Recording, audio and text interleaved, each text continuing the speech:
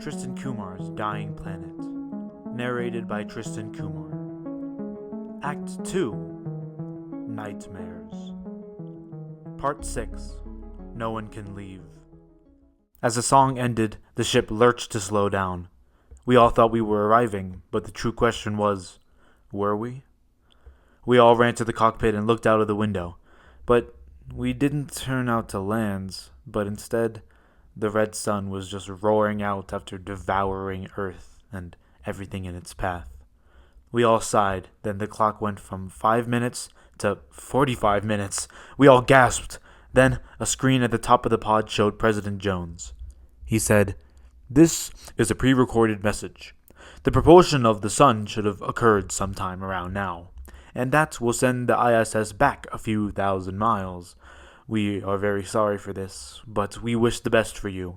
And also, Godspeed."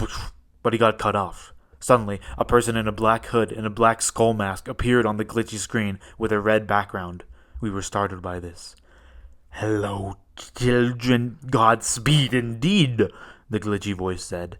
"Have you ever wondered if there were any consequences for your actions, like the inevitable destruction of Earth? You just don't get it, do you?" We all looked at each other in mild shock. "Well, my time is up, but don't worry, because I'll be in touch." And then all the lights went down and up, and the person was gone. But on the screen were the numbers from the note. I widened my eyes. I knew what to do. I found the bottom control coordinate panel, but it was locked. "Come on, let's get this thing open. Hurry!" I said to the others as I ran out to find something. "Why?" they all asked simultaneously, but I ran off. I ran to the engine room, but this time there was more of a reddish tint, with more red splotches on the wall. I went behind the engine to find something back there and moved forward.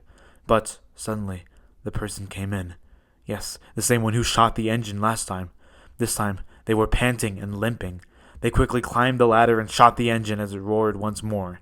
This time, I could catch up to them, and somebody could finally reveal some answers. Once they turned into the hallway out of the room, I was about to leave, but I looked at what was on the ground. A gun. I took it. I ran in a frenzy to find the person, and I saw them run into a room and shut it.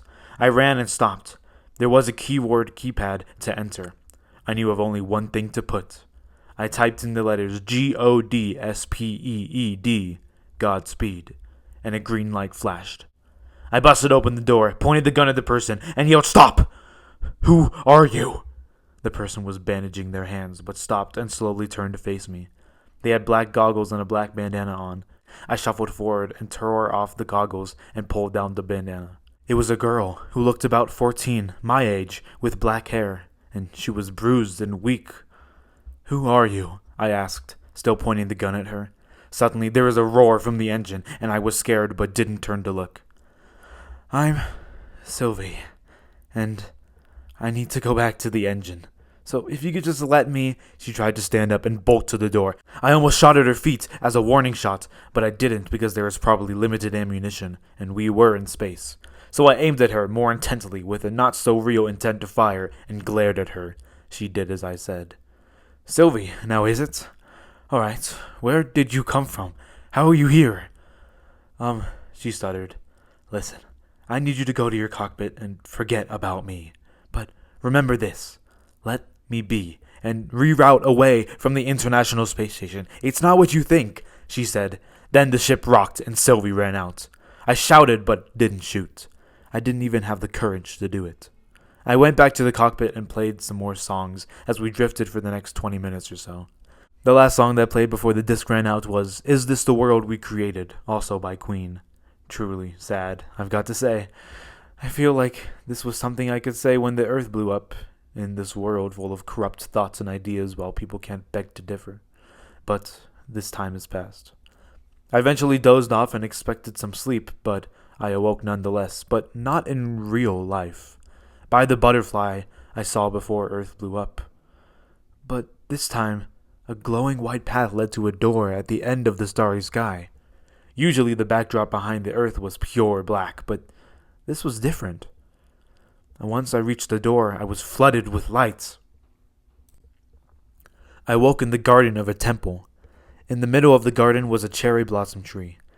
Its size might have amazed me for a few moments before someone tapped my shoulder and said, "Rai?"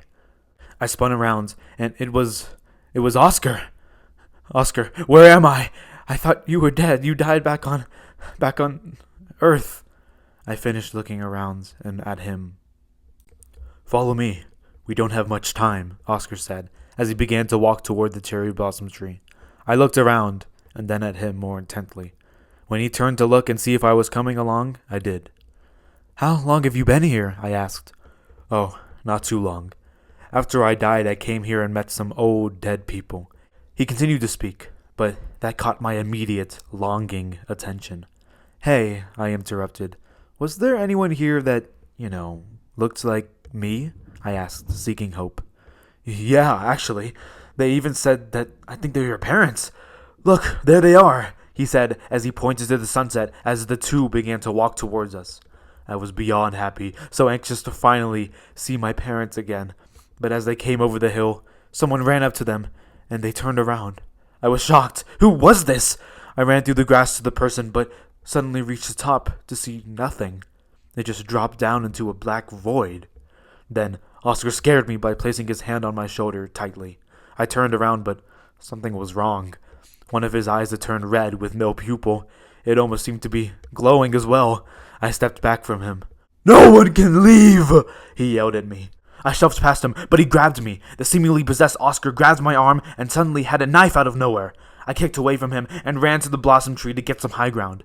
The sun finally set along the horizon, and suddenly Oscar jerked his head to the side. He began shaking violently as I scrambled up the tree. Then, the unthinkable happened. He screamed, but his scream went from human to machine as it became more robotic. Then a gooey red arm with claws reached out of his mouth and grabbed his face to pull him up, tearing off his skin. Once I settled, I tried to find a way out because the thing was moving out of him quicker and quicker. Then Oscar fell limp, and the creature emerged. The beast was black with red touches here and then. It was a gooey mess. It limped around like a hungry, savaged animal. It jerked its head up, and where its eyes would be was a long white streak, seemed to be burned into it. And then it roared. It was the loudest thing I had ever heard. I covered my ears and screamed as the creature pounced up to the tree. I felt blood come out of my ear. I jumped off, and the tree fell with the creature. As I expected, it emerged from the dust, perfectly fine. Next, it formed long spikes from its body. As I ran, the creature shot spikes at me, piercing everything it touched to nothing. I tried to find something to use it to fight it, but then it jumped at me and grabbed me. I struggled to get free, but I was an ant to this creature. It looked at me, smiled, and opened its large mouth with many, many teeth to eat me. But then, it felt like a game or a program because it started glitching. I'm not even kidding. Its body jerked and screamed as it faded away instantly. As I looked around the domain, it looked like it started to fall apart like melting ice cream. I looked for an exit, but nothing could work. I fell from where I was standing and fell into the dark black void. Then, it felt like I stopped falling. I looked down to nothing. I was floating. Then, I saw the butterfly. Yes, the same one from forever ago in my dreams. I touched it, but this time it grew and flashed red before fully turning red. It landed on my finger and my hand started to dissolve like the domain above just had. It slowly reached up to my body as I screamed, but it was muffled. I felt nothing. But in front of me for the next hour or so, with blinking white words, "Program terminated." This episode was recorded by Tristan Kumar. If you enjoyed this, check out the next part. And yes, this is in the new act. Act 2 will cover 6 through 10, and then we'll move into the next book, which will cover 3, 4, and the final in the trilogy, 5 and 6. If you enjoyed this, check out the next parts. Thank you for listening.